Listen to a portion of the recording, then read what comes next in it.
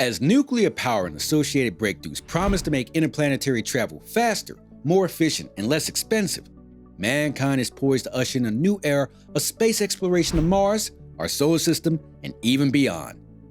Elon Musk stated on July 19, 2019, that nuclear thermal rockets for rapid transportation throughout the solar system will be a terrific topic of research for NASA.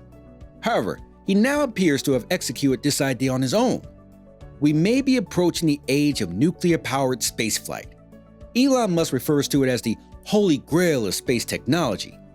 Musk's nuclear rocket may have completely changed the way we think about space travel.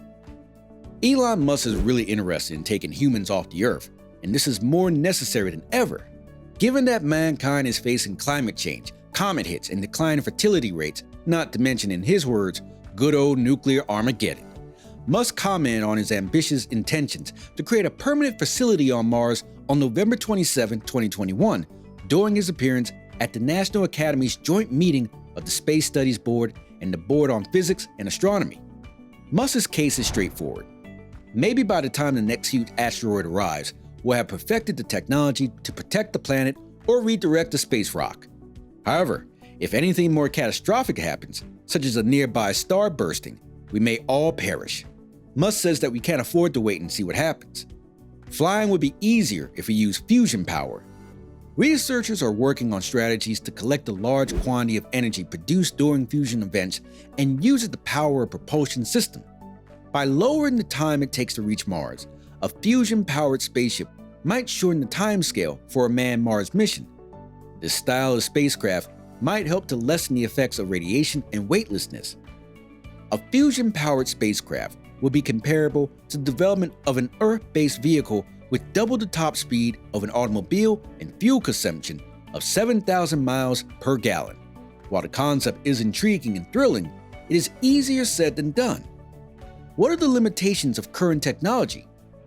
Humans have been drawn to the stars above them in a number of ways since the star civilization, but there appears to be a particularly strong current interest in the astrophysics of the cosmos beyond our solar system. This is due in part to the fact that a number of new scientific research are being conducted by space agencies throughout the world. There is a need to create new propulsion devices that allow for far higher velocities than are now attainable. Although economically practical outcomes have yet to be shown, nuclear fusion is one of the most promising choices for launching autonomous probes to the nearest stars during a human's lifespan. The major hurdle to interstellar travel is a lack of appropriate technology. The fundamental difficulty with getting there is that the stars are so far away.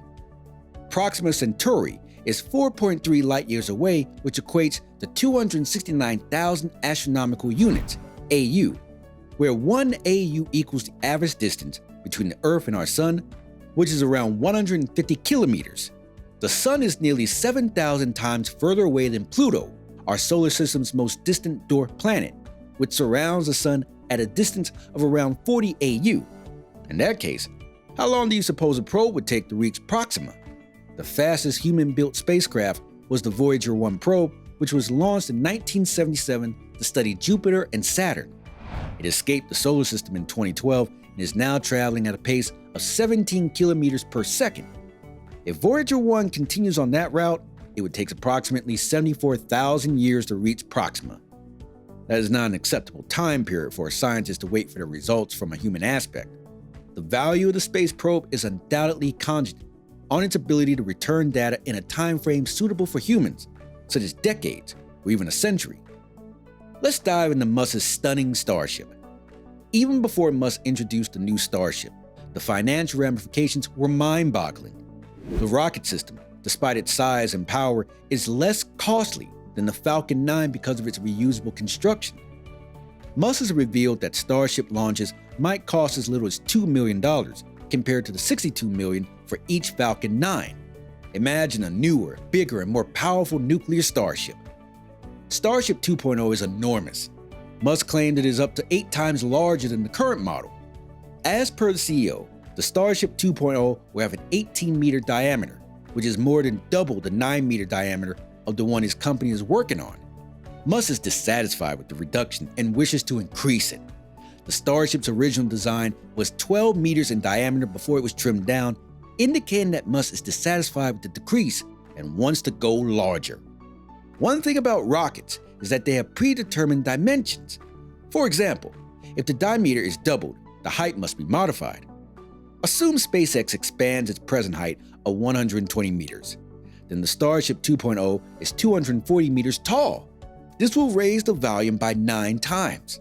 Nonetheless, the new height is the same as that of New York's famed World War building and 3/4 the height of Paris's Eiffel Tower. According to this calculation, each launch of Starship 2.0 may transport up to 1,000 tons of cargo. If SpaceX had left the Starship in its prior configuration, it could possibly carry 300 tons every launch. But this massive upgrade would more than double that storage capacity. Musk also discusses his remarkable accomplishments while offering a tour of his starbase. Naturally, more Raptor engines will be needed for Starship 2.0. Each launch might witness more than 100 engines.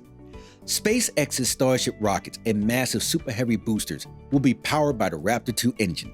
The Starship spaceship will be powered by 9 Raptor 2 engines, while each Super Heavy rocket will be propelled by 33 Raptor 2 engines. The Raptor 2, like SpaceX's veteran Merlin engines on Falcon 9 rockets, as well as the Starship and Super Heavy spacecraft, are designed to be reusable.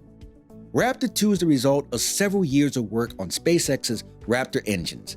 It has a simpler architecture than SpaceX's original Raptor, with less complicated tubing and plumbing systems. A Starship should also be able to deliver approximately 100 tons into low Earth orbit, but SpaceX can already produce 1 Starship per month. Each spacecraft and booster will be reused hundreds of times. This would significantly lower space travel expenses while also transporting the massive payload necessary for the Mars trip. Even with such a sophisticated rocket system, Musk wishes to create a more powerful and efficient rocket that uses nuclear energy. Now, let's talk about the magnificent nuclear space travel technology. Musk has stated his support for nuclear energy, saying, "I'm in favor of nuclear power. I believe it is an area that's not prone to natural calamities. I believe nuclear power is an excellent source of energy."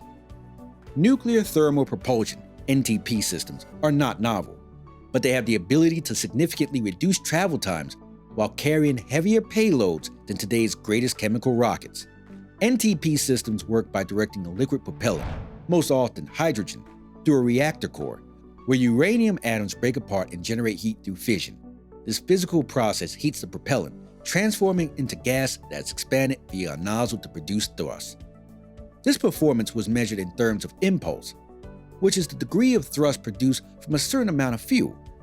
A chemical rocket propelled by liquid hydrogen and liquid oxygen has a specific impulse of 450 seconds, which is exactly half the propellant efficiency of nuclear-powered rockets' first target of 900 seconds. This is because lighter gases are easier to accelerate. When chemical rockets are employed, they produce water vapor, a substantially heavier byproduct than the hydrogen used in an NTP system. This leads to improved efficiency and allows the rocket to travel further on less fuel. Some people may be apprehensive about launching a nuclear reactor due to the risk of disaster, but NTP systems are secure since they will not be used on Earth. Instead, they will be launched into space by chemical rockets before being turned on. NTP systems are not even designed to produce the necessary thrust to leave the Earth's surface. Anyways, visiting Mars and the stars may become as frequent in the middle of the 21st century as visiting the International Space Station is now. It may even be as easy as visiting our next-door neighbor in the future. Tell us what you think in the comment section below. To keep up with this sort of content, subscribe to our YouTube channel and turn on post notifications. And I'll see you in the next one.